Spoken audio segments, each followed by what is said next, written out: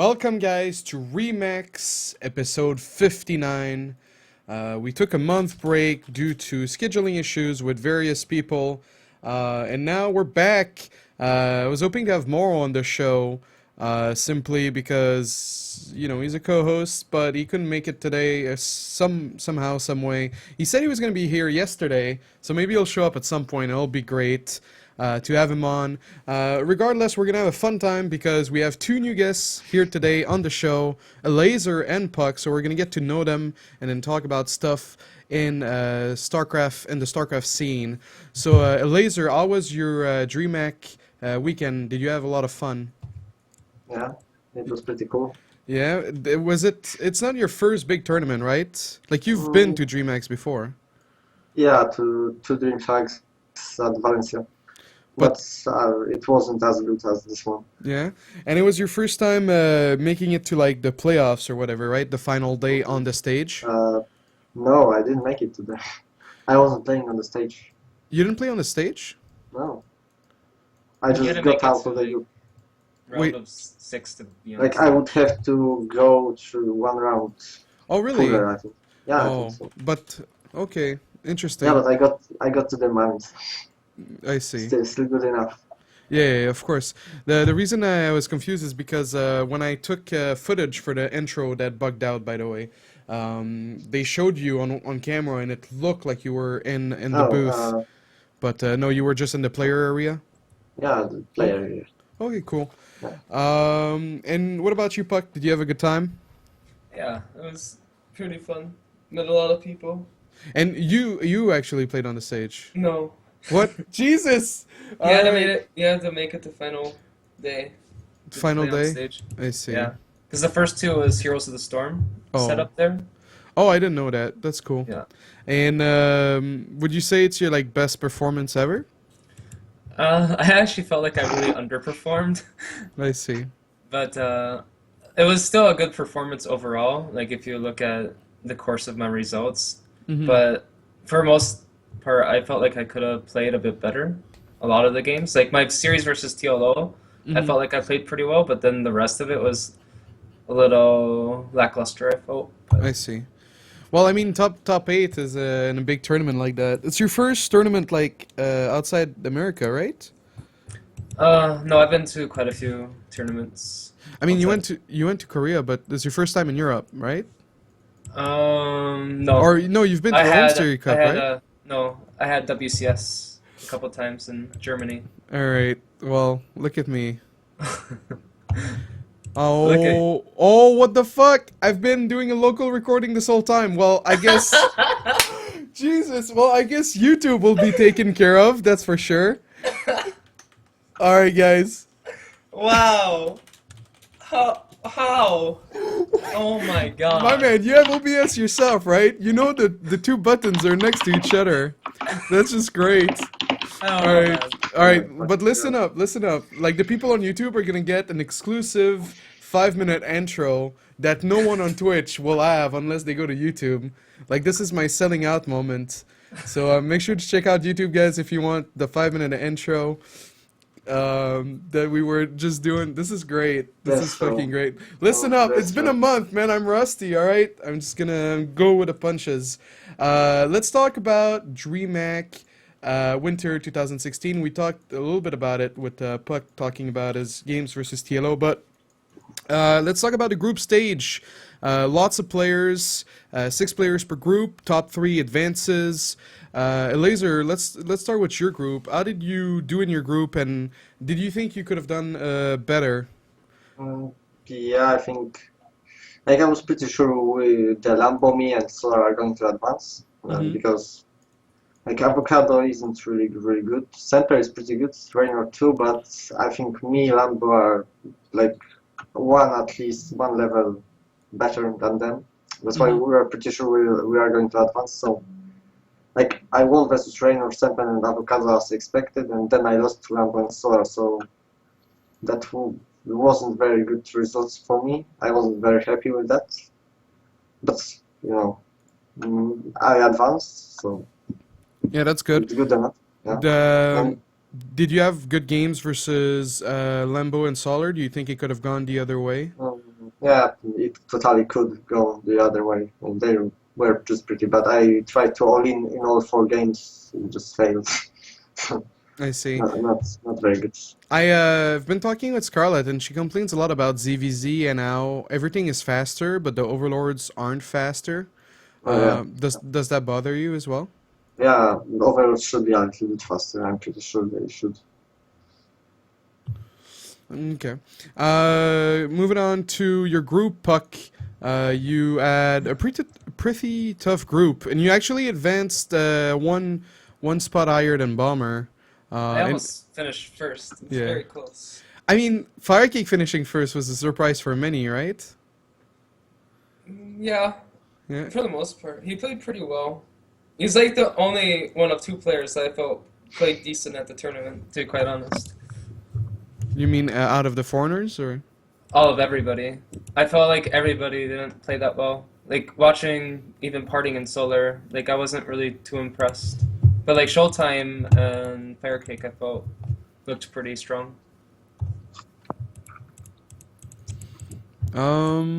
Okay. And did you beat Bomber 2-0? How did your games go versus They were Bomber? very, very epic games. Yeah. Like the best games by far the whole tournament. The last Like time I'm 100% serious. the last time you played him, he beat you, right? Yeah. It was like Red Bull, I think, right? But no, like the first game was like a decent game, and then the Mhm. second game I was blink calling him, and he flew 2 medevacs in the direct path between our bases, and I intercepted them with my Stuckers, and then it was basically GG. You must have been so mad. You Yeah. know, one time I beat Bomber on ladder by killing 3 SCV with my probe, and he just GG'd. Really? Yeah, that was my greatest moment. Nice. So yeah, the rest of the groups, Parting came out on top, Nerd Show came out on top, and then Solar came out on top. And the cool thing about that is that they got to be in the winners bracket, as the rest of you guys got in the losers bracket. Losers bracket, you ended up beating TLO 3-0. TLO just beating Lilbo before that. That was Yeah, a Zerg great. is so OP, so OP Zerg. What do you think, puCK? Do you think Zerg is OP right now, or?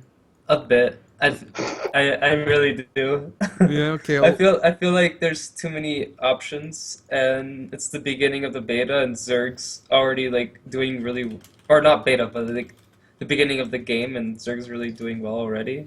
Mm-hmm. Like I don't know, like once they figure out how many Zerglings they need at every single stage in the game, it's just gonna be really, really, really hard. Okay. But How did your games versus TLO go? it was pretty once I actually played a show match against him like a week before going to DreamHack, Mm-hmm. and he was up 0-4, and I came back 5-4 to beat him. Jesus. And then at DreamHack, played the exact same way he played versus Little Bull, and I just came up with some ideas and executed them, Interesting. and it kind of just hard countered him pretty hard. Interesting. And then you lost to TY 3-0. Yeah, I I watched wasn't- the games. It was it reminded me of your games versus Happy. It seemed like you struggled versus Terran quite a bit. I really don't struggle versus Terran though. Like during the beta, I was going 50% against Kespa Terrans, and then like I just felt like the weight between having to play TLO and then having to play TY was maybe a bit much. Like I was very tired for my series versus Ty, and I made so many decisions that I normally wouldn't have made if I was performing at my best. Interesting. Was it because it was a long day that you were tired, or? It was just I can't sleep while traveling really, Mm-hmm. so it's like I think I just have to like leave a day earlier from now on if I travel foreign. But overall, it was just really tiring the whole weekend. Interesting. Let's talk about your match, Elazer. You lost to, you lost to Showtime 3-0. Showtime went on to put on one of the best performance out of the foreigners in the tournament. Looking back on it, you probably could have done a lot more, I suppose. How did you feel about the games? Yeah, well, I just have no game plan really. I think I play just worse than I play on ladder, and Showtime played perfectly like he does on ladder. So maybe on ladder I'm like slightly ahead of Showtime. He even said that in the interview, but here I just had totally no game plan. I didn't know what to do. I just tried to go into the late game, but then he had the balls of death, and yeah, it was. I mean, it happens. Like, you put on a really good performance, you know, at the end of Heart of the Swarm and WCS, and then just sometimes it just doesn't work out. You think Showtime is the best foreign Protoss in Legacy for now? Um, At least versus Zerg? Might be. He might be. I was impressed I'm with not how sure. he Like, is. there's also Hearthstone. There's also there's also Lilbo, Petit Mhm. Drogo. There's a lot of pros that know how to play. I'm not sure who's the best right now. He's one of the few pros I've seen execute Disruptor and Templar efficiently. Yeah. Well, like having them both like in the main army. Mhm. Oh, by the way, big thanks to Rotterdam for hosting the channel. After organizing a show match, TLO versus MC, which MC won 3-2. They had a little bit of banter and they decided to do a show match. So big thanks to Rotterdam. But yeah, no, I agree with you, puCK. The playstyle of Showtime of just getting a lot of tech units and versus Zerg and then just making Zealots because he wants to preserve his gas was really interesting. It was really, really cool to see. So we had Showtime just go through the loser bracket or the lower bracket, beating Elazer, Blythe, Nurcho, and then almost living the dream versus parting. Is game one on Orbital Shipyard? puCK, did you see that game one? Yes, I was so pissed off. Like it went three Why? times longer than it needed to. Oh, really? Why? Like Oh, yeah, I when agree, he I agree. first, yeah, like all he had to do was blink on top of the army. Like even if Parting got like a nice disruptor shot, it doesn't make up for the three previous very nice shots from Showtime. Yeah, that was just, I think the supply was 170 versus 100, and it was just, it lasted a very Yeah. long time, but it made for an epic game after, like, despite not ending it, it Yeah, was, for sure. Like it's really fun to watch. Like it's just it makes you so hyped every single time you see a disruptor potentially get a shot off. But and a lot of people were talking about how, it's fun to watch, but not fun to play. What are your thoughts on that? that's I can agree with it. I don't personally feel that way, but like I could see how others would feel that way because it's very micro intensive. But like if you're really good at it, it can be the most fun thing you do in StarCraft. Yeah. But do you think a lot of people debate that Colossus was better? Do you think it's the case? Even if Colossus were better, I would be very bored playing with Colossus every game. Yeah. Like I wouldn't perform as good as I do now if it was Colossus just because I'd have less enthusiasm to actually play the game. So I'm happy the way it Oh. is. Okay. Dear Lord. It's okay, it's okay. Hold on. Whoa.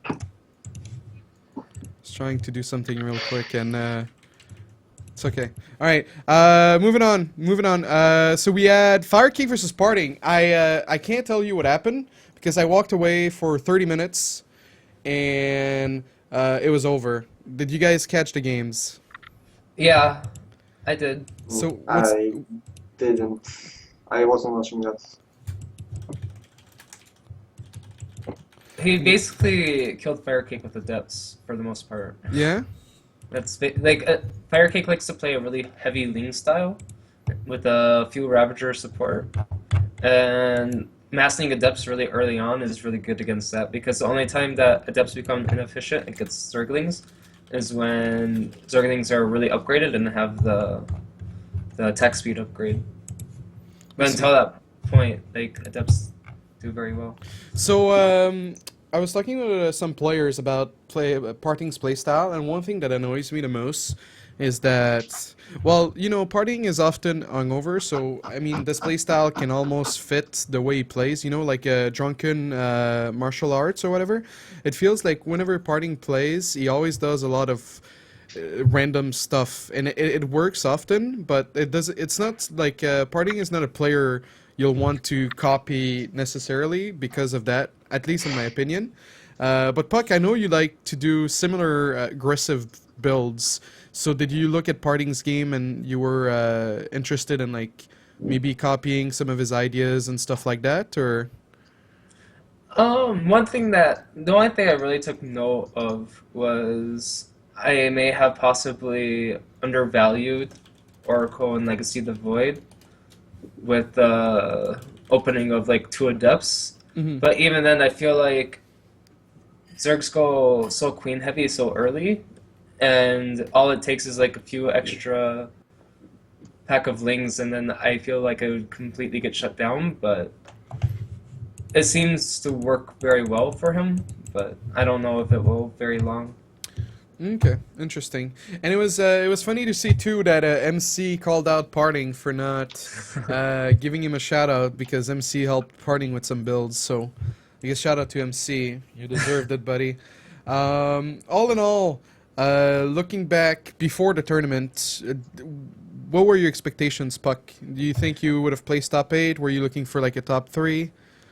I was looking for top 4. I felt like if I made it for my group, I could make it to top 4, but it worked against me. Like I felt like maybe if my tie series was Mhm. like maybe an hour or two after my TLO, I may have potentially had a much closer series. But I still should be happy with my result. So Mhm. It's a strong start for Legacy for sure. yeah. What about you, Elazer? Looking back before the tournament started, were you satisfied with your top 12? It's top 12, right? Like before the tournament? Yeah, like what were your Before the tournament? expectations? Uh, I think I expected at like top 6 maybe, something like that. I was pretty sure I'm going to get out to the top 12. As I said, I had, I think, the easiest group, so Mm-hmm. I was confident I'm going out, and then I lost the Mm-hmm. next round. So I'm not really satisfied with the performance, but I guess like, I got showtime in the first round, so that could Mhm. happen. Yeah, and it's good experience for future tournaments. Yeah. Always good to play more and more. All right, next up, we're going to be talking about Nation Wars round of 16 group. We're not going to be talking about all 4 groups because I want to save the other 4, the other 2 for next week when we get closer to these matches. But Nation Wars, the qualifiers happened a week or 2 or 3 weeks ago. So we're going to talk a little bit about Team USA, and since puCK is here, and then we're going to talk about the groups afterwards. So puCK, one thing that, I mean, no disrespect to Nathanius, but one thing that like kind of shocked me was your roster. Like historically, USA, even though Canada, we've been better than you guys, thanks to Scarlett and puCK. You guys still had a lot of good competitors, but Nation Wars was announced and no one showed up. I mean, you guys showed up, Nathaniel State and yourself, but the rest of the players there, there was no intense in the polls. There was Aryam was the only 4th player to try to get in. No Intense, no Jon Snow. Am I forgetting someone? Like even if those people signed up, the roster would have still been the same. You would have need someone like QXC or Xenocider to sign up to potentially take the place of Nathanius? State or Nathanius. Like Nathanius would have still probably got in just because people want to troll, and North Americans can be very trolly. Yeah. But And you guys came close. You lost in the final match versus Bly. You guys could have made it instead of Ukraine. yeah, oh man, I choked Oh. so like I couldn't control my units that last game. I don't know what happened to me. Yeah. I had like a very weak start that game, Mhm. and then I got to a decent army, and then I kind of just sat there as he rolled over my army. I was really sad. Do you think it's do you think it was the nerves or I think it had a huge part in it, along with playing cross server with a very micro-intensive army. Kind of threw me off a bit. yeah, that's pretty hard.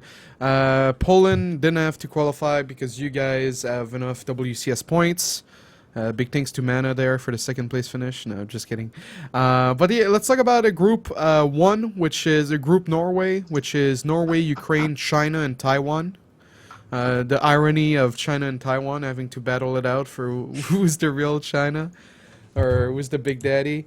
Do you think Group Norway is the group of death, Elazer, or are you confident? No.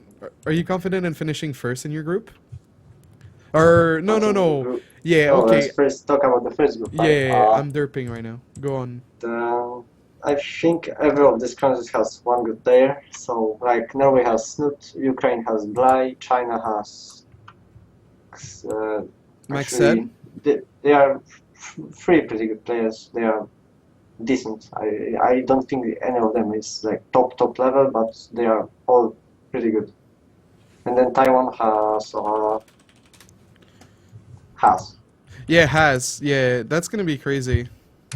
I'm Yeah, that's so do you think Sen retired? Do you know about it? no idea. Like, maybe you didn't sign up. But go on. Sorry.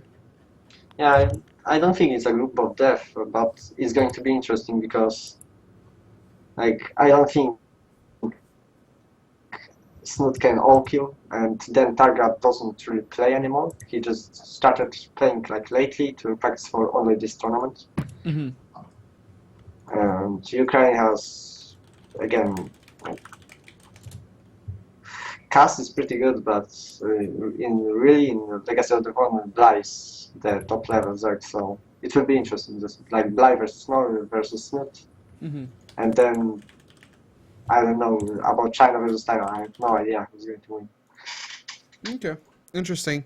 Puck, you want to make a prediction? Who's finishing first and second? Norway, China, Taiwan, and who's the fourth one? Ukraine. Ukraine. Do you have like a link to the actual players? Yeah, it's in the actual players. You have to I scroll will up. link it. Okay. I will link it. Cool. Oh shit, this doesn't really help me. So Norway has Ukraine has Bly, China has Yeah. people, lots of them. Yeah. Taiwan has other people. I don't know. I guess that's my thoughts. Like, I guess it's a matter of how practiced and how good No. Snoot is playing, I guess. Okay. But ZVZ is like very, very random, and Yeah, Ukraine yeah. has 2 Zergs as well. So it could probably whoever wins between Norway and Ukraine, I think, will make it all. Okay. yeah, I think it will be Norway and Ukraine because they have both. I think Snoot and Bly are the best players of all those 4 countries. Okay. But if they're not going to all kill, then I don't know. Maybe China has pretty balanced roster. Okay. Next up we have Group France. France versus Australia. Sweden versus Poland. And top 2 makes it out. I'm surprised people didn't vote for sort of when it comes to Sweden, and they voted for Mini Razor Yeah, instead. they did. Yeah. But how do you think you're gonna do versus Sweden? We're pretty confident versus any country right now. I think like MorroW plays Protoss right now, so I'm pretty fine with that. I don't know how good is Mini Razor right now, and Zanster is really good, but lately, for example, at Dreamhack, he wasn't playing very good, so. And even if he did play really good, we have really big, strong roster right now in Poland, so we're pretty confident. Interesting. Do you think you can come out first in your group and beat France? Yeah, yeah. I think we can. Actually, France will be the only difficult country in this group for us, but we're still. I think we're like we have advantage. I would say. Yeah, but Marine Lord is back. You know, he's been practicing a lot. Aren't you afraid of a Yeah, good Terran? Nershaw has also been practicing a lot. I'm pretty confident he's going to carry us. Oh, okay, interesting. That's true. He did really well at DreamHack. And yeah, that pretty much concludes Nation Wars. The first match is gonna happen in 2 days. So it's gonna be on Thursday, and the second match will happen on Sunday. Yeah, no, on Saturday. Sorry. So Thursday and Saturday. Um, Are you saying the other two groups don't matter, desRow? No, Yeah, what the no, fuck? we're gonna cover them next week. It's gonna be a Okay, preview, okay. and then maybe I'll get someone from Oh. these groups as well. But yeah, Nation War is really cool. Elazer, did you do an interview with the guy from Nation Wars yet? What? Did you do an interview on Skype with the guy from Nation Oh, I Wars? did. Yeah. I Yeah, did. so they're doing like pre-match interviews and so on that they're gonna edit together, and it's really cool how much effort. And actually, Rotterdam is joining the English cast since he's in Europe right now, so you're gonna be able to watch not Netanius, Todd, Apollo, Funka, and Rotterdam cast that Thursday and Saturday. Next up, the metagame plus the maps. As the map pool, do you guys think the map pool has stabilized? Do you think, like, based on the DreamHack result, is the map pool a possibility of being decent? puCK? I think the DreamHack result, you can't really go off of it at all. There's not enough people performing at their peak, or not like the best of the best. It's just like Parting and Solar, and I don't think that they particularly played well. But Yeah. overall, I don't really care for the map pool. I feel like there's too many like very bad maps for Protoss versus Zerg, and too many good maps for Protoss versus Terran. It's very, very weird, to be quite honest. Do you Yeah, wanna? I think so too. There are some maps like Prime Terraces with 6 gold bases, which are pretty ridiculous versus Protoss with Zerg. Like, I always considered it as free win versus Protoss, but then I threw versus Showtime. Mm-hmm. But I still think it's very, very strong for Zerg, and there's a couple of maps like this, like there's also Central Layla, Protocol?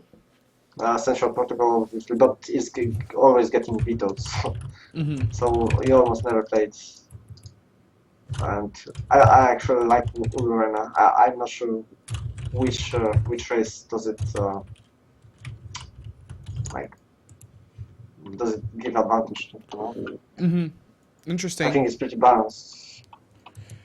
Do you think it's pretty balanced in general? Or no, you're Yeah, talking about a yeah, it's specific very map, right?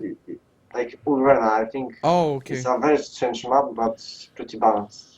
Yeah, My I- opinion, at least. What do you I think, puCK? disagree. I think a Ling Ravager Rush Oh, would have it's strong. It's strong, but I actually It's way too think strong. the same. because like everything is so choked up that the Ravager shots are just way too strong. Like if they were to like Like proxy two-base? a hatchery, like a proxied hatchery off of 2-base, and then creep spread with queens and spines and Ravagers. I don't know. Remember Terraform when you could proxy the gold base and they did the Ravager Rush? Wait, Like- Terraform? I don't remember. Okay. Wait, I will Google. It's the one with the destructible rocks in the gold base? I don't remember actually. Oh, okay, I remember. Yeah. Everyone would The one on gold Ravager. base. Yeah, the Ravager Rush was very common on that map, and it was very, very, very strong. But like, it's even stronger on Alrena because it's shorter, and it's a lot more Yeah. choked up. Yeah, but you have the high ground, and also there's no gold base, so you got some advantages. Yeah, but all you need is an Overlord to see the high ground, and then you can still shoot with your Ravager shots.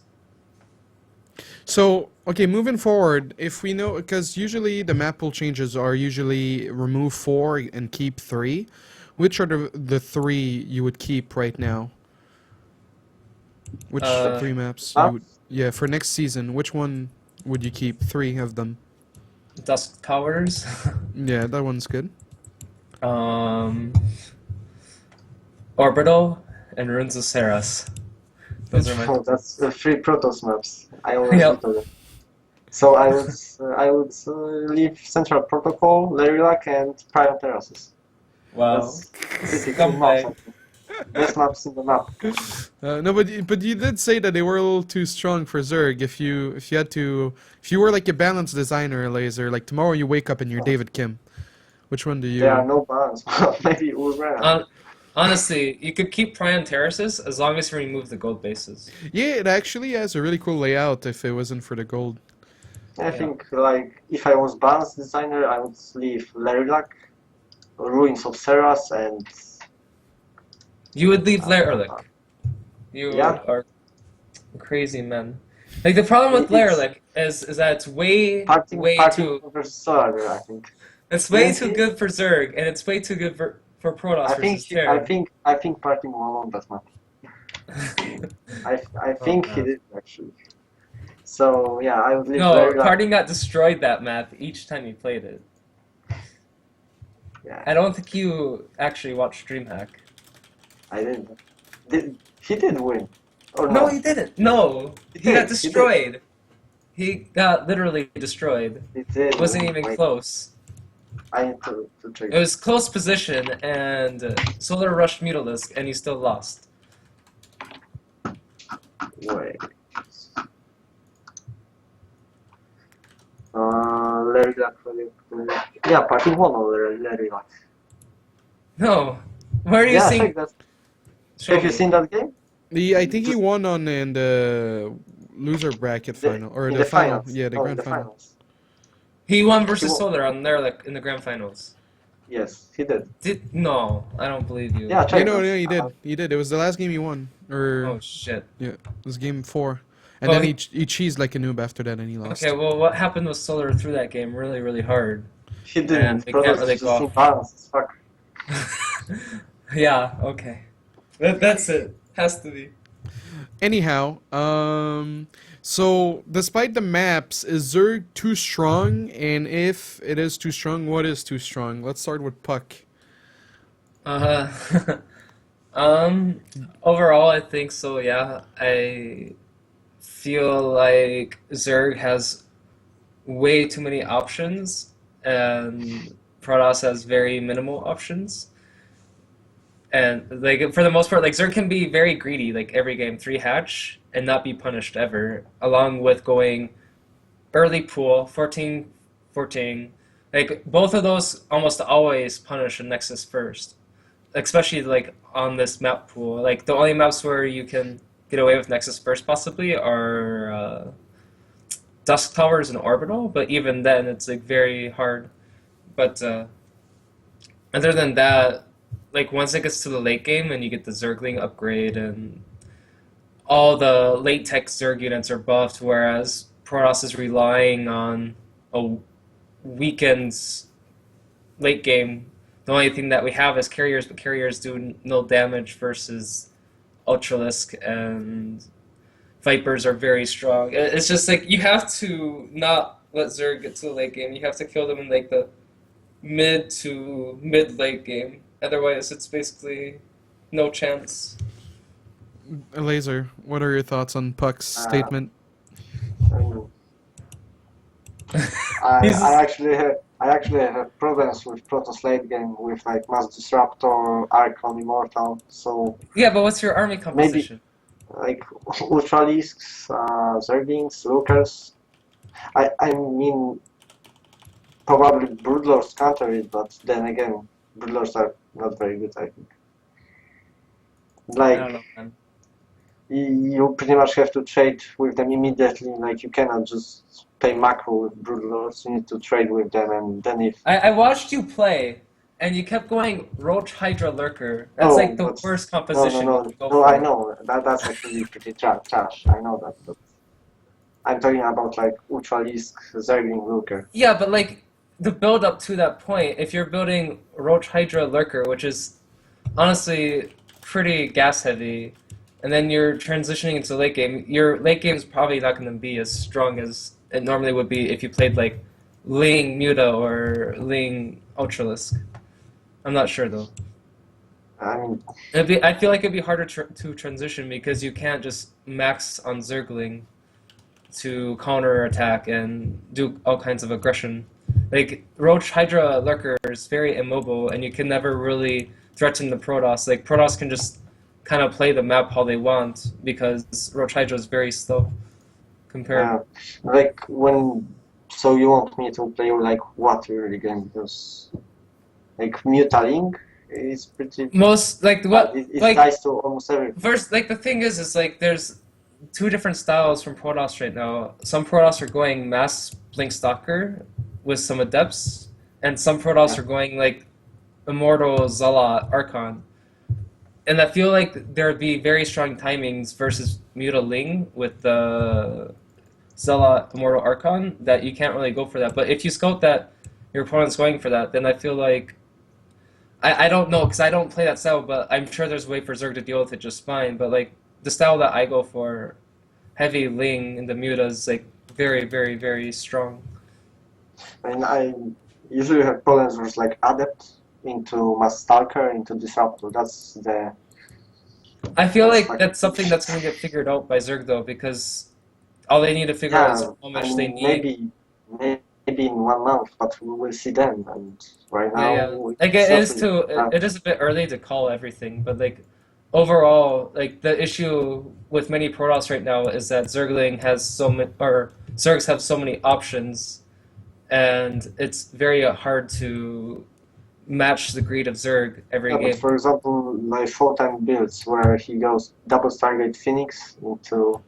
Yeah, to but that's add just how it was in Heartless Swarm. If you skull double Stargate, then you just make extra queens and throw down spores. Yeah, it kind of works. But what then? Then you go what with like because you won't go Muta. Then you have to go like Hydra, Link. Into Why can't Hydra. you? Why can't you just go into like Corruptor? Corruptors shoot buildings now. Or go into Vipers. Vipers basically completely melt Phoenix. Yeah, but then he has already High Templar Stalker Disruptor in his base. At the time I Like had it could Hydra. be like the thing is like it could be different every game. Like it's a matter of how much damage the Phoenix do. It's something very versatile.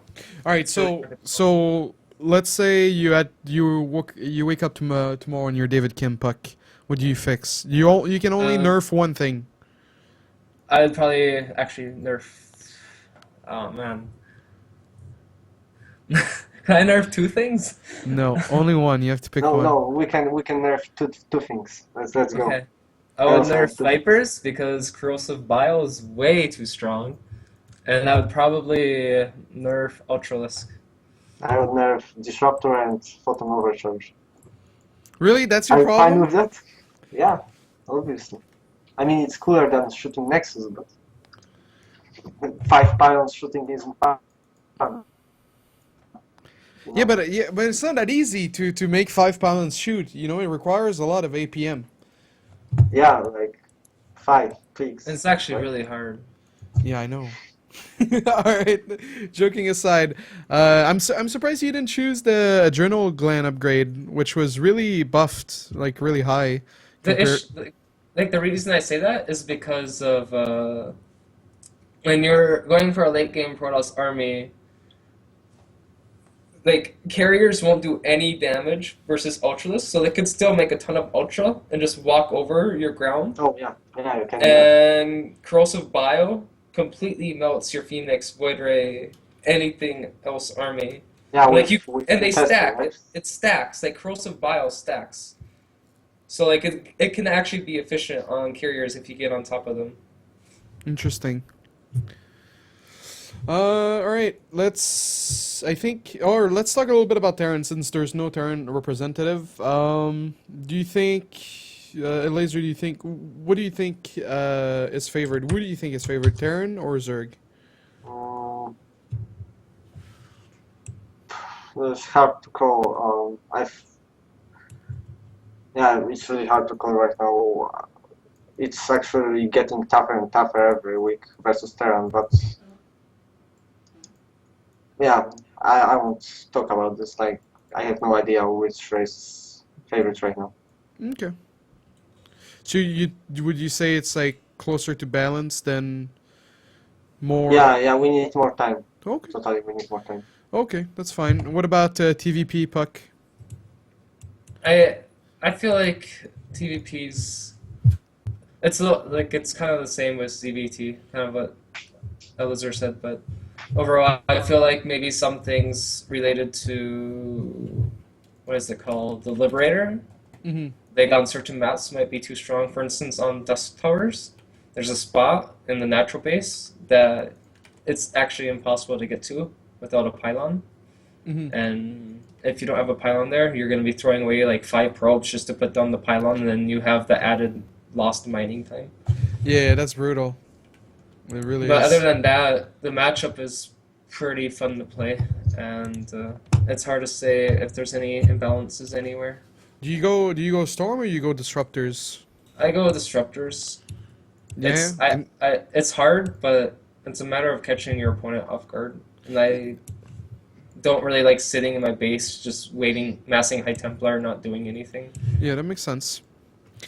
Let's talk about our next topic. Flash retires. So Flash, if you don't know Flash, you've been living under a rock.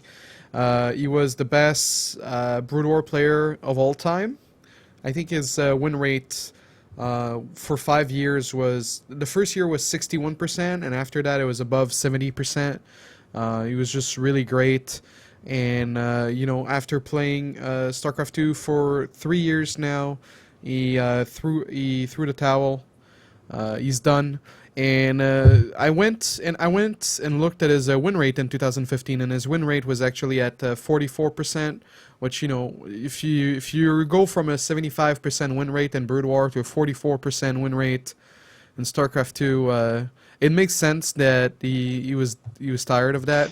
His greatest achievement this year was a top 4 in Kiss puCK, which isn't that great. But the highlight of his StarCraft 2 career would be winning IEM Toronto last year, which was great. Great crowd and great result. Elazer, did you play any Brood War? Like, did you know of Flash Legacy before StarCraft 2? Or? No, just the campaign. And yeah, I heard about Flash in StarCraft 2. Like, I didn't hear about him before I was young. I was watching esports before StarCraft 2. Interesting. And did you like Flash despite playing Zerg, or any feelings for Flash? Yeah, like, I just heard that he was one of the best, so yeah, I was like, Brood War legend, cool. So you jumped on the hype train, basically, but you didn't know much of him. Yeah, exactly. That's cool. What about you, puCK? Any opinion about Flash and his career? Have you ever played Flash? Maybe. Oh. I'm not sure. It could have been a fake Flash. But I see. other than that, I don't really know much, I guess. I didn't really follow Brood War at all. I see. I just know he was a good player. Yeah, I didn't like. I remember like puCK like messaging me like a shitty live stream back in like 2009 or 10 of like Yeah. Flash versus Jaedong. I'm like, what is this? And then I looked at it and it was fun, but it wasn't anything exciting. But when I went to Korea, I went to watch the last Pro League final for Brood War. And it was in a stadium. It was really cool. It was really huge, and it was the ace match. Flash, I think Flash beat Fantasy, and then he played in the ace versus Bisu, and Bisu proxied to gated, and then the game transitioned into a macro game, and Flash ended up losing, and Bisu won, and so SKT won 4-3. And I had my camera, and I was recording everything, because I was like, oh my god, this is such a fun experience. And at the end, when they were like giving up the trophy and the both teams were on the stage, Flash was crying because he lost the ace. So that was pretty brutal. I got it all on camera, and that was a great moment for me. Not for him, but it was just so much Yeah. passion, right? I wonder if that carried on to StarCraft 2. Lost passion. Maybe. Well, it's tough for them, you know, because there was so a much bigger crowd for Brood War than there is for StarCraft 2, so that Yeah. goes into it, the motivation and all. But yeah, it was pretty brutal. And yeah, I also beat Flash on ladder. That was great. But anyway, let's move Wow. on. Gonna be Nice plug, right? shameless until the end. All right. Next up, Blizzard announced today the pricing for the Nova Corp Ops Mission Bundle. This is just a DLC for campaign, so this is not that great for us to talk about. But I thought I'd mention it. The pricing is $15 for 9 missions, so it's 3 episodes of 3 mission. If you guys know, do you guys know like Walking Dead, the game? Like it's in episodes, right? And Yeah. they release episodes like every month or month and a half. So I guess that's what Blizzard is trying to do, because it's going to be released into 3 episodes, and each episode is 3 mission at $15. If you pre-order it, you get a So portrait. it's $15 for 3 missions, or Yeah, it's $15 for 3 episodes of 3 missions each. okay, so 9 missions for Yeah. $15. Okay. Yeah, and you get a ghost skin and a portrait. That seems kind of spendy. You think $15 a lot? Kind of. I mean, let's say like the average mission is 30, maybe like 40 minutes, 30 minutes. Then I think that'd be good, but like, there's no way that that's gonna be the case. I don't think. It'll You- probably you- be more like 10 to 20 minutes You think so? each episode. I don't know. Maybe. I guess. If they're it's going hard- to be like in Legacy of the Void, I think it's going to be fine. And also you're going to get more achievements. So the achievement farmers are going to have some more work to do. I think it's going to be cool. Yeah, it'll definitely be cool. Like I don't know. People who were going to buy it are going to buy it no matter what, whether it was $10 or 15. Anyways, so I think it's cool that Terran's gonna get another skin. Maybe that's they're gonna open up the floodgates for more skins in the future. But yeah, interesting. And they said their time schedule is the first pack to be released before the summer, and everything else to be released before December 2016.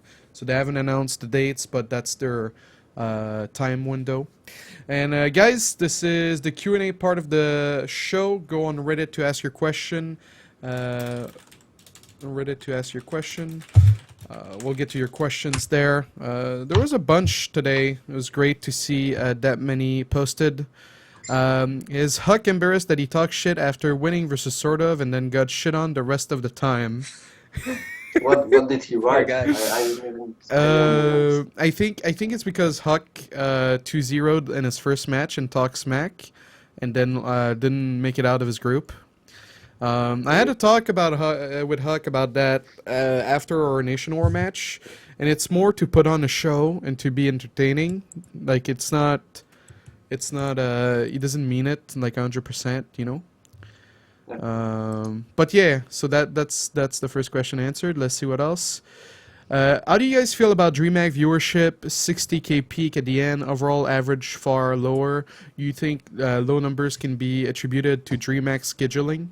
Well, I mean, it started at like 8 a.m. on the East Coast. That's 5 a.m. on the West Coast. So that's pretty brutal. The first 2 days were a Thursday and a Friday. Most people have work, and a big part of the American or the StarCraft audience is American or North American, so that takes a lot of people out of the equation. 60K peak for a tournament that is competing with CS:GO, Dota, Hearthstone, and yeah, that all of those games at the same time. 60K peak, I think, is pretty good. Is it higher than Art of the Swarm at the beginning? No, but what do you think, puCK? I felt like it was definitely part of the scheduling. Like the first 2 days felt really, really, really low, but like you said, like all these other tournaments were going on as well, along with the schedule, and I felt like overall it's okay, and I feel like if Legacy of the Void is actually a really good game and everyone likes it as much as they say they do, there will continuously be a gradual increase of Yeah, I think viewership. it's growing. It's slowly growing, I think. So Mhm. it's cool. Yeah, I hope it's going to stay like that. Yeah. We'll see.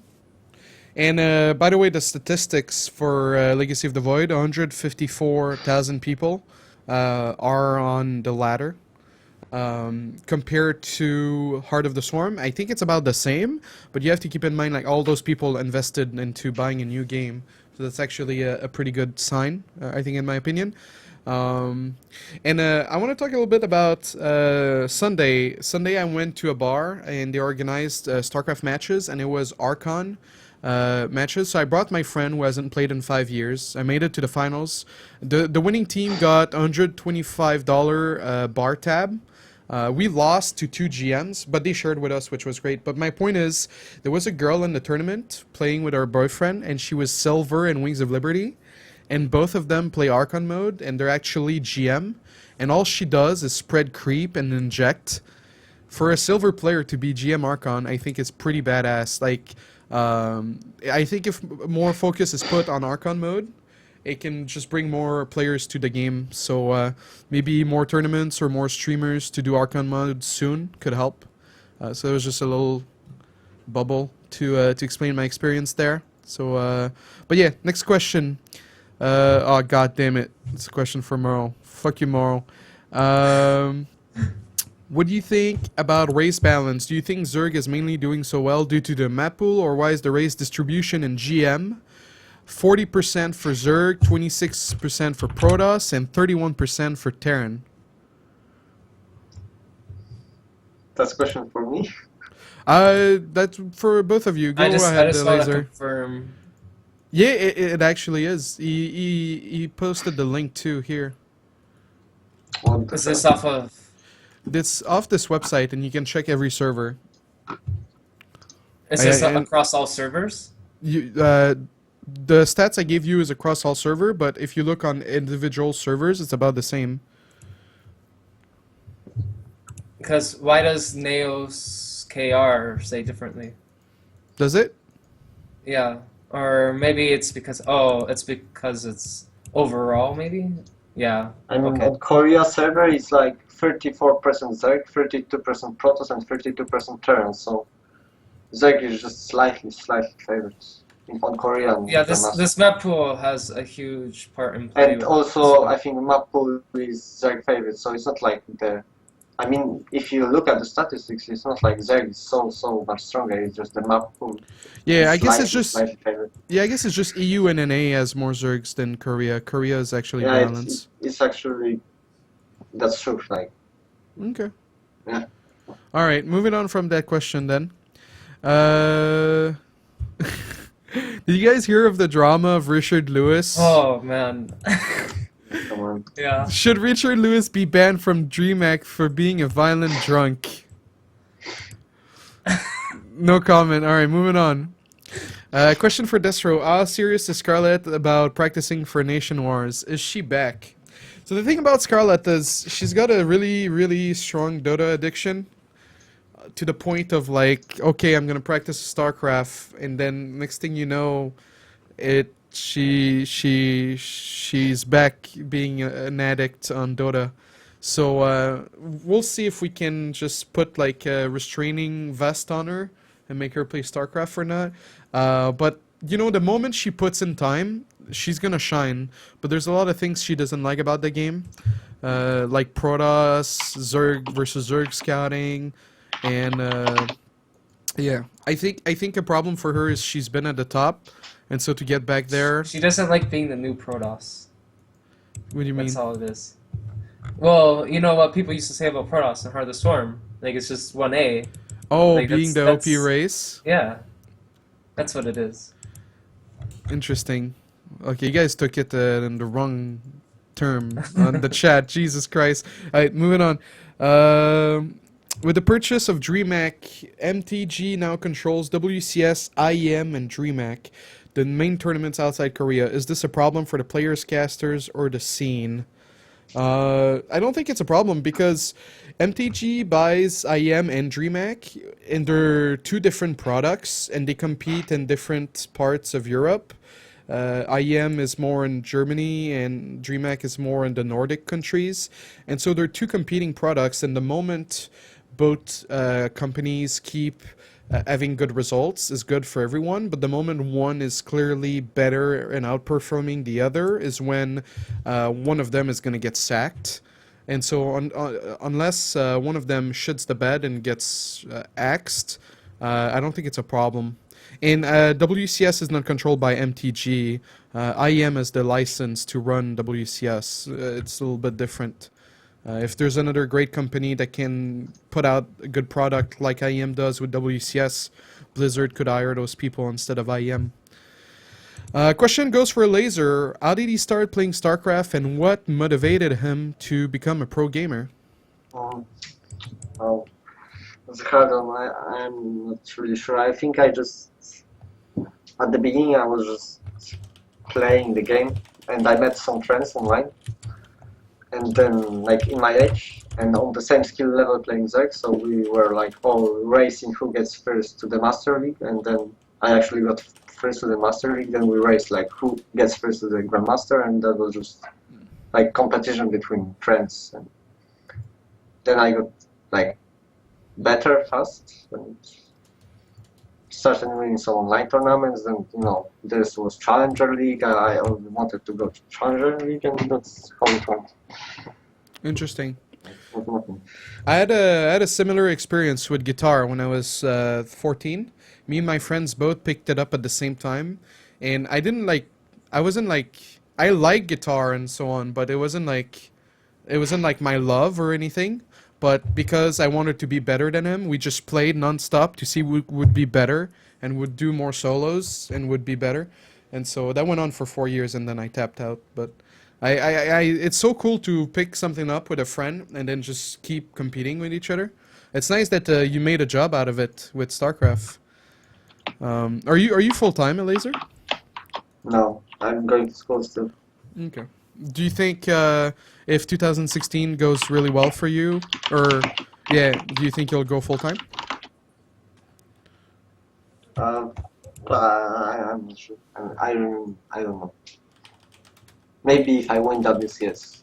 Then All right. So if you win a season of WCS, you might go full time. If I win a season of WCS being not full time, then I won't go full time because I'm going to win more WCS seasons without going full time. That's solid logic. I can't argue that. That makes sense. All right, let me see what else we have. We have a question from Fear Dragon. Actually, I'm gonna correct him because. How do you guys feel about the PvP Tempest transition we saw at DreamHack from Parting? Do you feel like it's going to be the future of PvP late game? Fear Dragon, my man, it was Showtime who did it first in the tournament, but maybe not the first one to do it on the ladder. Who knows? We'll never know. puCK, do you think the Tempest transition is the way to go? Yeah. I feel like there's missed steps in play overall.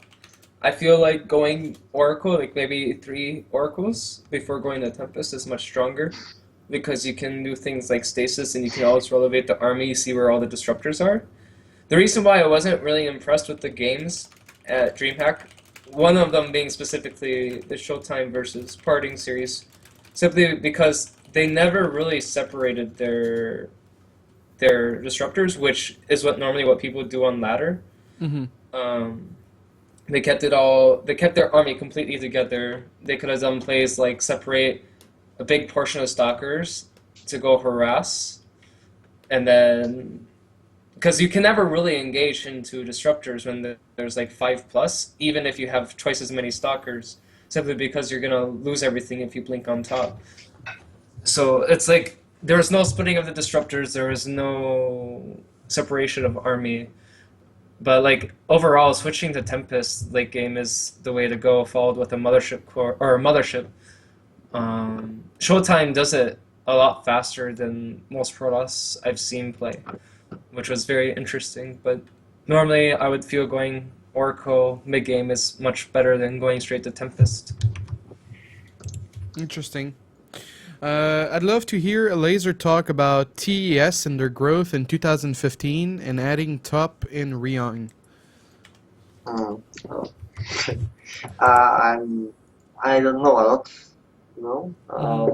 It's just growing really fast. It's one, if not the best Italian team right now. For sure in StarCraft 2 it's obviously the best, right? But yeah, it's just growing. I don't know what to say. Okay. Interesting. But like, when did you join TES? And I guess you're pretty happy with them, right? Yeah, I'm pretty happy with them. Okay. When did you join them? Like the team. just before I got to the Challenger League first time, so that's like. Oh, nice. So they believed in you before they recruited you. Yeah. Okay, that's good. That's a good sign.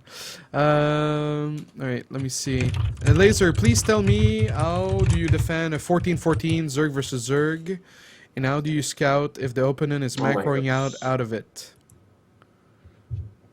Oh my god, I have no idea how to play ZZ, but the 14-14, it also depends on the map, but on some maps you just need to play 17 pool, 17 gas, and then 18 hatch. So that's like just blind counters. And on some maps it's possible to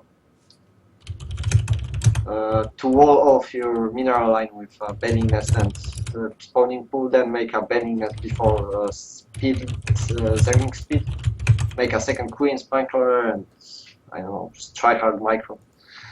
It's just really difficult. Okay. Let's see.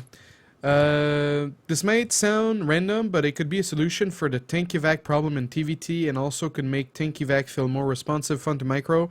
Instead of having a delay on the first shot, I would suggest that dropped siege tanks have a lower range for the first shot at maybe 8. That way, good tank evac micro would still be very fun, fluid, and viable, but sitting mech bio would still beat flying tanks.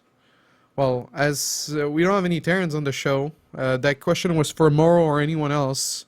But ETS Ari, that sounds reasonable. Maybe if you make a Reddit thread and David Kim reads it in the morning with his coffee, he's gonna think about it. All right, question. This question's for TVZ. And the latest community feedback, they said that they will change. They will have a look into the Neo Steel upgrade. Do you guys also think that this change will break late game TVZ, since bio units can just hide in humongous bunkers?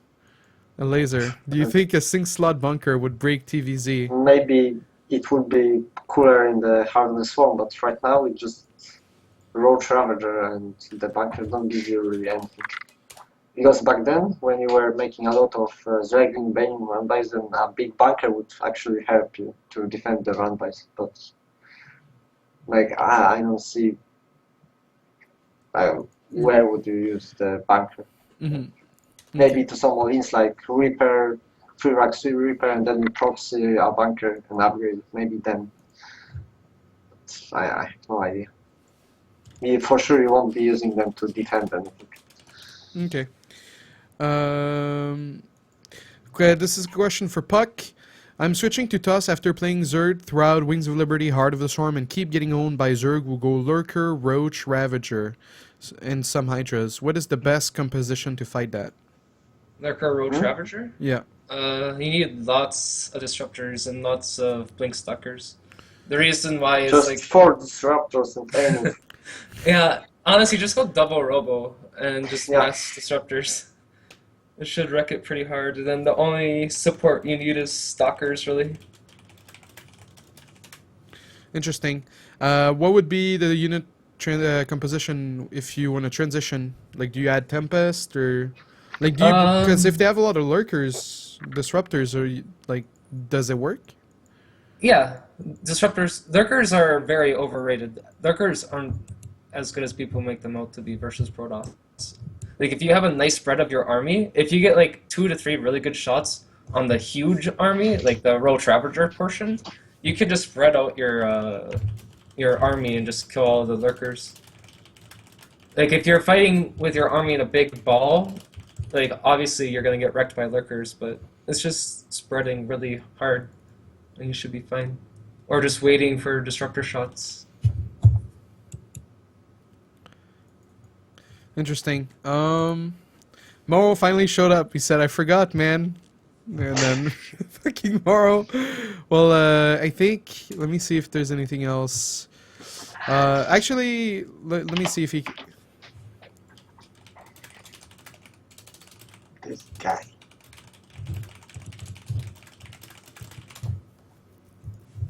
Okay, because there's a few questions for Mo, so I want to see if he wants to come on to answer them. Oh, Yo. all right, hold on. Let me try to fix this overlay. My man, have you been like? Dude, I'm so sorry, man. It's all good. This is not Are like you me. Terran traitor? Traitor. Is it because your sleep schedule's fucked up? Yeah. I've decided to turn it the other way around, so you sleep as long as you can. That's the better strat. After trying for like a week to do the normal way. So wait, now you wake up at like 11 p.m. and you're just gonna stay up Yeah, again? yeah. No, I woke up at like 10 p.m. Okay. But yeah, since I forgot, I just went to the store and everything. So It's all good, man. How you doing, buddy? other than that, I'm doing good. Yeah, I started the show by doing a local recording instead of going live. So the YouTube VOD will have exclusive 5-minute intro that the stream didn't get. Oh shit. You know, it's great. And I worked on an intro too, but it bugged out, so it'll be on YouTube as well. Anyway, there's a few Reddit questions for you. Now that Flash has retired, is it time for MorroW to step up to become the new Terran god, or do we have to create one in a laboratory? Yeah, I saw that 1 minute ago. It's so sad. Flash retired. Really, it's like an end of an era. I don't care what you knew, like Starcraft 2 fags say, all the new fags who say, "Oh, Flash, he wasn't the best," but to be honest, he was the best RTS player of all time, and I think he was extremely strong during his entire career. So, a player I will never forget personally, even after I stopped with Starcraft 2 and everything. So, rip and pepperonis. I guess the dream is that he's gonna start playing Brood War. Maybe we'll have a Flash against Bisu once more. But no, there's not anybody who's gonna replace him. I don't think we'll ever have a champion like Flash or Yedon was in Brood War in StarCraft 2, just because the game is like there's new champions all the time. It's arguably more competitive now since there's so many pro gamers from all the regions and so forth. And StarCraft 2 is a little bit more about mind games rather than mechanics. So yeah, I don't think we'll have that. I think innovation is probably the top contender to become that, but we will of course see. Yeah, because we haven't seen him in Legacy of the Void yet. And one thing I was talking about during our Flash segment is win rate in Brood War in Pro League was 75%, and his win rate this year in StarCraft 2 was 44%. That's kind of sad, right? As a Flash fan. Yeah. It's that's what happens. I mean, before it's not like he just decided to suddenly retire. He was probably like thinking about quitting for the past year. And if you have that kind of mentality, you're probably not gonna win a lot of games. So I think we saw the same with everybody who were like very good, and then just like same with Nestea and MVP, right? Like they were not doing as well in the later. So. And did you see the mission bundle, the DLC for $15? If you pre-order, you get the ghost skin and portrait. Wait, what ghost skin? Can you link the ghost skin? They haven't shown the ghost skin, I think. Oh, that's Isn't it kind of late to pre-order? The game is out, mate. No, it's a DLC. What? It's a DLC Nova missions. It's It's 9 missions total. It's 3 episodes of 3 missions each, released in different times. Like you get episode 1, that's 3 missions. You get episode 2, that's another 3 mission. Episode 3, another 3, and then you get a ghost skin if you pre-order. I'm not sure if it's if you pre-order. I think if it's you buy the whole thing, you get a ghost skin. I think. I wonder what they'll do for a ghost skin. Maybe it'll be a female ghost instead of a woman ghost with a new voice as well. That'd be pretty sick. But I think they're just gonna use the Spectre skin from the campaign. Oh, come on, MorroW. I don't think so. I don't think so, MorroW. The campaign is gonna be made by one of those map makers from Team Liquid. Come on, dude. No, no. At $15, they'll have cinematics and shit, dude. Let's be real. Okay. Oh.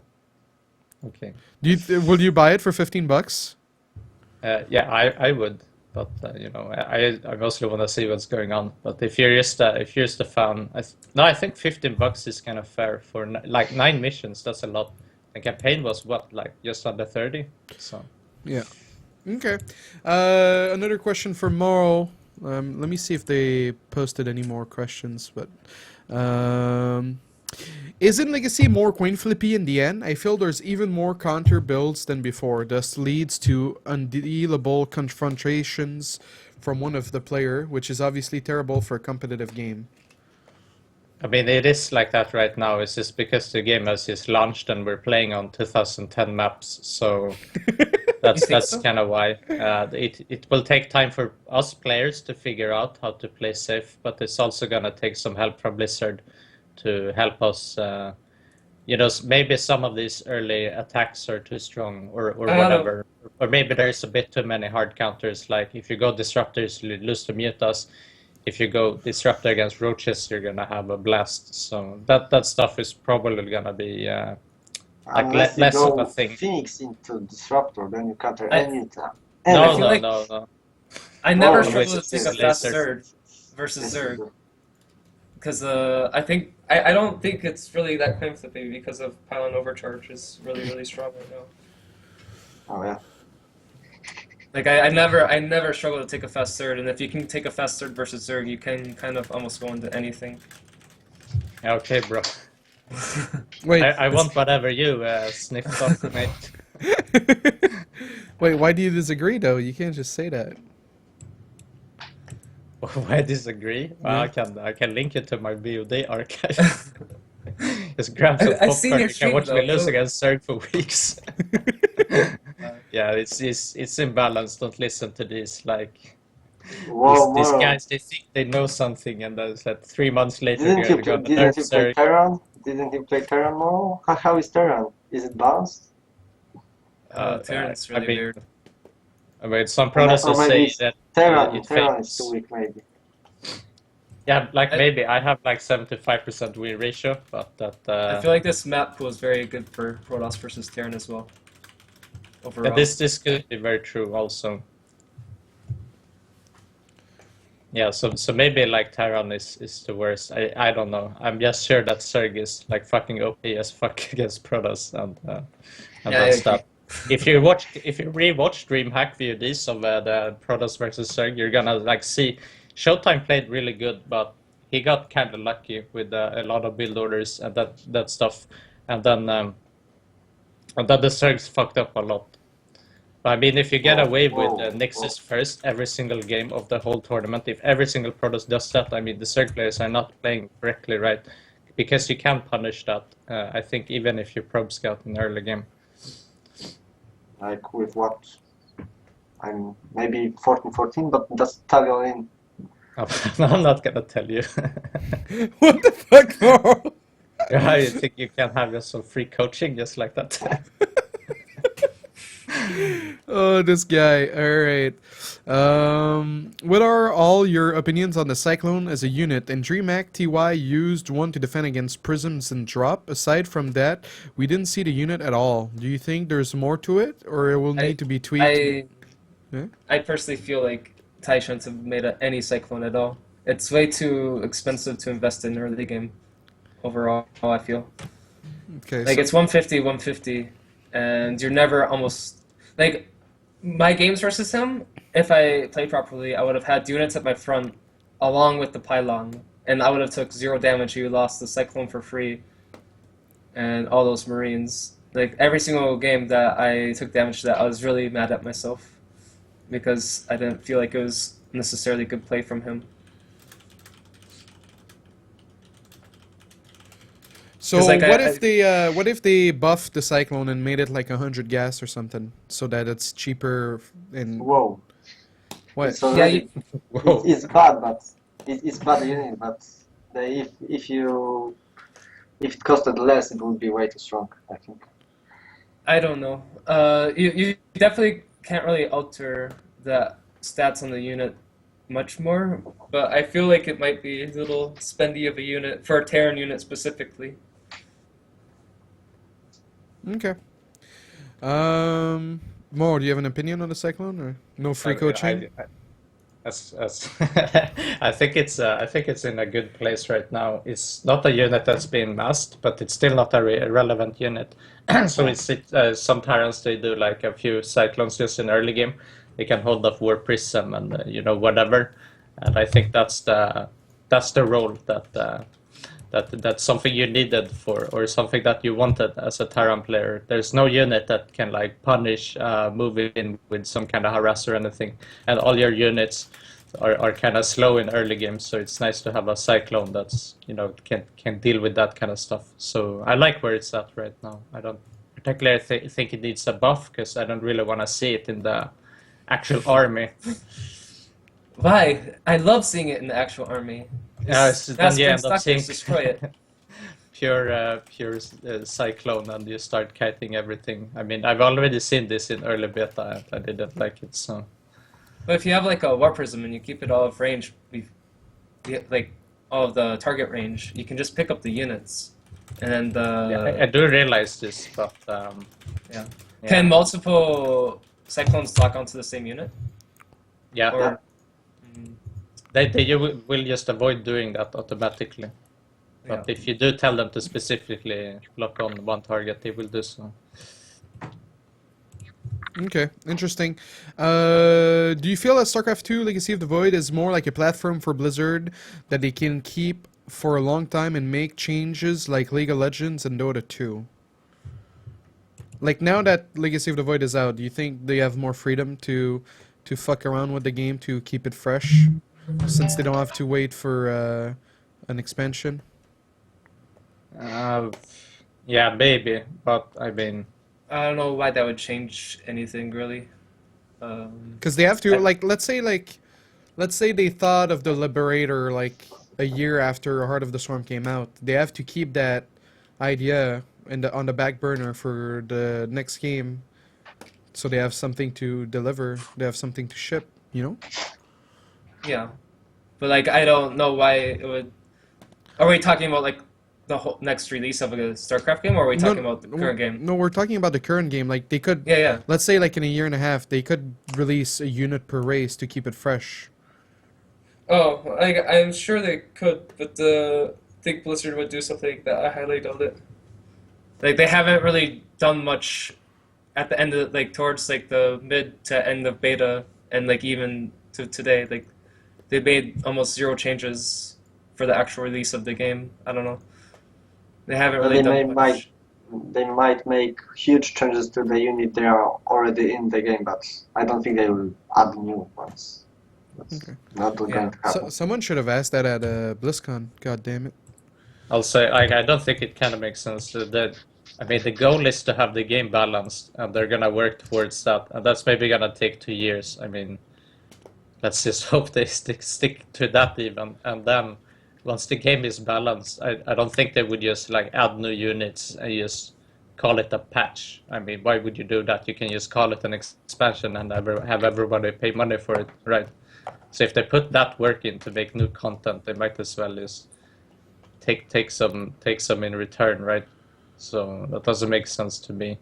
What does make sense to me is that they do something to like keep the game fresh, and one of the examples would be that this DLC you're speaking of, with the Ghost expansion or the campaign or whatever. Like, they can release that kind of stuff for charge money for it, and then the players can have new experiences.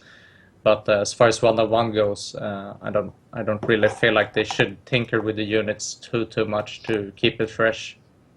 I mean, ideally the game is good enough that we won't have to do that, and then it's up to players and map makers to keep the game fresh, right? Okay. One guy left a comment saying it's not a question, but the Gosu Gamers StarCraft 2 is being relaunched to be a main section of the site within the next 2-3 weeks, and they're working hard. And then he wrote hashtag passion, hashtag hype, hashtag etc. So good luck to Gosu Gamers. All right, last question. There's gonna be a call in from Space Marine. So Huck or Puck, sorry. Oh my god. Oh man. Is that why MorroW left? Rip. Alright, let's. That's going to be some Protoss wine. We'll see. We'll see. No, he might I will defend my spot. give me shit. Hey, what's up, Space Marine? What up? How you doing, buddy? What up, guys? Hello, puCK. What's up, buddy? So, what's your question today? All right, so I don't know if you all were watching DreamHack, but it seems like in DreamHack, when we ladder, we see all these kind of plays, and we think, oh, that is unbalanced, that is common, and that is quite funny to play. But when we were watching DreamHack, it looked like people were trying, or at least the Protoss players were trying to dodge the imbalanced stuff. I don't know if you guys saw Lilbo's games. He was making a 2-base all-in after 2-base all-in, and then in the other game he made a 3-base all-in with Blink, which didn't seem that good. Are you referring to the games versus TLO? Oh yeah. Well, TLO Well, he hard-countered him as hard as he could.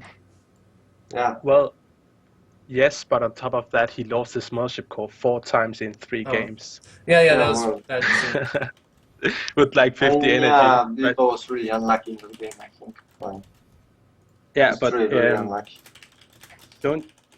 it looks like we're gonna have a lot of time to balance the game, because it doesn't seem like people are showing these stuff in game, in tournaments at least, because we know that, I don't know if we all know, some Protoss players says that lurkers are too good because they can position in a place and then be behind, then go somewhere else and shoot at another building.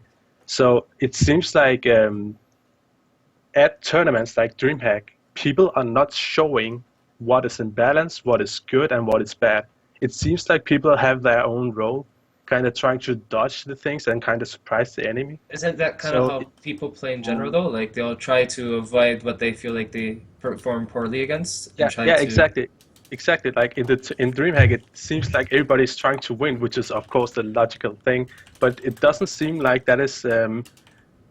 It doesn't seem like Blizzard knows that, because I have been reading a lot of Reddit, and Blizzard apparently made a thread where they said, yeah, we have been looking into all your feedbacks, and the only thing they wrote about a balance patch was the siege tank with the medevac might be going down to unsiege when they lift them up. That's Honestly, the only thing. If Blizzard went off any of the DreamHack games in their balance discussion, I'd be pretty sad, because I still stand by my words that I felt like the games at DreamHack did not look very good overall. Yeah, exactly. Like, yeah, well, literally, I was just gonna ask, mostly MorroW, that should there be some kind of, I wouldn't say balance game, balance weekly, where they show some, they actually pay the players not to win games, but to show imbalance, or not imbalance, but strong, very, very strong builds. Like, shouldn't that be a thing? What do you guys think? Well, I mean, there's weekly show matches. I don't think Blizzard needs to pay anyone to see. No, because weekly show matches, people are trying to win, right? So if let's say people are scared of lurkers, they're not going. Like, that's the only important.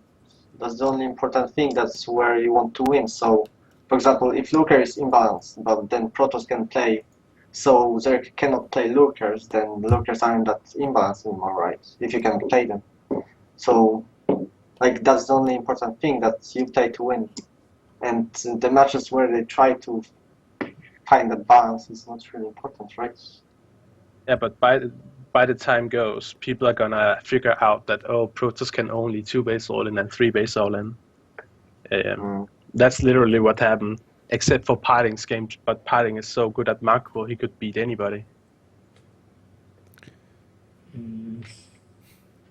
Yeah, I mean, I totally get what you're saying. It's like how I feel TVP has been for the most of the time. It's like the people watching are just saying, these dirty Terran players, they don't want to Oh, play yeah. macro game. They're Yeah. just SCV pulling, and then it's like you find out 1 year later that then Terrans start trying to macro game, and then they're losing to 200-foot Protoss armies. And then you kind of realize, oh, this matchup was very hard in late game all along. But yeah, I have the same concerns as you, is that I mean, Zerg is kind of strong in late game. So I mean, Protoss, as Protoss players, we will try to win and we will try to avoid late game. And then it can be hard for the community and for Blizzard to know that late game is in that state, and they will just all look at us Protoss players and think that we're just disgusting human beings who don't want to play macro game. And well, that's not really the case. So yeah, that's just how it is. I feel like the Protoss players, they played pretty smart. At least I watched Showtime mostly, so he played really smart.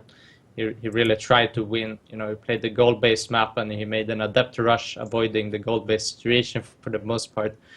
Stuff like that. I feel like a lot of the Zerg players were they were playing like I'm not sure if they got mind gamed or what, but none of them were playing like heavy Zergling as far as I know, and I feel like a lot of Zerg players lost because of that. But I think in the next tournament or whatever, you're gonna see the Zerg players, like they lost this time. They obviously need to do something different, and they will be doing something different, and then we'll probably see the Zergs winning. And so yeah, but yeah, I do completely understand what you mean. I just think it will, you know, once we figure out the early game so much more, we will get the problem later on anyways, because, you know, once the Zerg figure out, okay, Protoss early game is always going like this and this, then the late game will be balanced quickly. Not maybe they will fix it in half a year because they realize, okay, it is actually fucked up. Because do you guys remember what happened to Swarm Host? People didn't use it because they were like, oh no, Protoss makes 2-base all in 80 ways. Like they do the Baguette 2-base blink all in, they do the 3-base blink all in with War Prism, and then once Zerg figured out, okay, we can actually hold that with Speedling or just Speed Hydra, and then Swarmhost got a problem. Like you don't think that should be like some kind of show where they actually try to show the imbalance stuff, because we all know it might not be a problem now, but once the Zerg figures out the early game of Protoss, they will actually go lurkers every single game once they get the opportunity, and then it will be a problem. Anyways. Did we, puCK, you wanted to say something, but Yeah. you got cut off 10 times. Go ahead. Overall, like, there are so many Nexus first, and I didn't, like, 14-14 is, like, really, really good against Nexus first right now, and, like, no Zergs did that. Yeah, And, but that's really all in from Zerg to do that. yeah, I but think. Nexus first is, like, so common that... Yeah, but also like Adept first is common, and it's like 9-pool versus Gate first in Heart of the Swarm. I don't know, like, I mean, yeah, like 14-14 should be mixed in. You should throw it in I at least agree, once a I agree. series, I feel, if you're playing Yeah, at I least agree, like a I best agree. of 5. True. All right. Well, thank you, Space Marine, for calling in, as always. Yeah, thanks for having me. Yeah. Take care, buddy. All right. Whoops. What happened? There you go. What? Okay, something's glitching. Screw Skype. So I think we covered everything. Hey MorroW, I was working on an intro, but my program bugged out, so we couldn't show the intro. But you're in the intro for a host, and you're on the tractor. You know, like the truck, and when you go, you bounce on the truck. Remember that? That's a great. Yeah. That's a great video. All right. Well, yeah, let's call it a day. Thank you everyone for watching. The VODs will be on YouTube. Let's go with the outros. So Elazer, where can we see you next? Are you going to be streaming? Do you have a tournament you're going to attend soon? Well, you're gonna see me in Nation Wars, I guess. Yep. We're playing this weekend, the Saturday? Saturday, and maybe Sunday, if we don't win from the first place. But I think we will. So just Saturday. Okay. And yeah, just follow me on Elazer SC2 on Twitter, and I don't tweet that much. We'll see, maybe Alex starts. Okay, cool. Thank you again for coming on. What about you, puCK? Any tournaments you plan on attending? Anything like that? Well, I actually have school finals in the Oh. next 2 weeks, so So you're gonna be streaming a lot after that, right? I'll be streaming a lot anyways. Yeah. The passion's too strong, but That's good. yeah. Other than that, I was gonna go to Home Story Cup, but I don't know. Like travel is really, really, really hard on me, so Didn't you qualify for it? I did. So they pay for it, right? No, but I don't think I'm gonna go to Home Story Cup just because Why don't you take sleeping pills so on the plane you're just knocked out? it won't work for me. Like it'll just keep me awake and make it harder for me to sleep the next day. But Okay. it sucks. Yeah, it sounds like it does, man. You gotta make it to Home Story Cup. Continue your legacy and legacy of the void. Yeah, no, there will be a lot more to come for me, hopefully. Okay. As long as they nerf Zerg. Whoa. Relax. What about you, MorroW? Do you have any plans? Oh, by the way, we didn't talk about it. MorroW released an arcade map called Zone Control. It's really fun. Yeah, very fun. Yeah. Good job, MorroW. Just vultures so I are was, way too imba. Are they? Roaches? Vultures. Oh, vultures. Okay. Yeah, did you fix them already or no? No, it's fine. It's fine. No, yeah, it wasn't fine last time you played. If Zerg is fine in Legacy, then Vultures is fine in Sun Control. No, I'll nerf that down, then nerf Zerg. Okay? that's not how it works. So yeah, I took like 2 weeks off or whatever to have a break and from StarCraft, and I kind of got into map making again. So I put like 14 hours a day for like over a week into Zone Control, and the European arcade map. You can use search for Zone Control, and so yeah, it's like a map made for casuals. So all of you plebs in the chat should enjoy it, and that's yeah, that's what I've been up to. But I'm back to streaming again here. Back to being depressed, losing to Zerg. Man, yesterday was so bad.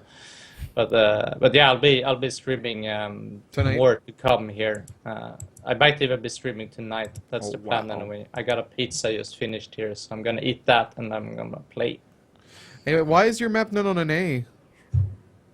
Because it's like hard to upload to different servers and that stuff. So I would Yeah, but like you're to do that. motherfucking MorroW, dude. Nothing has ever stopped you.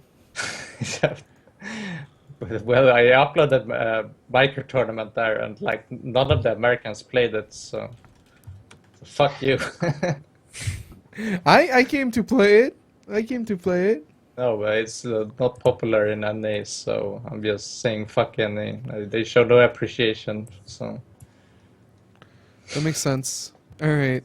But I will upload it there later when the map is like done. Okay. As for myself, I'll be streaming this week. Nation Wars next week. I really want to do well for Canada, not let everyone down. And yeah, that's pretty much it. We'll be back next week on Tuesday again. The time might be earlier because Uthermal has an early bedtime. Just kidding. But it might be because of that. So just be on the lookout on Twitter for a time. And yeah, see you guys next week. Thank you again for watching.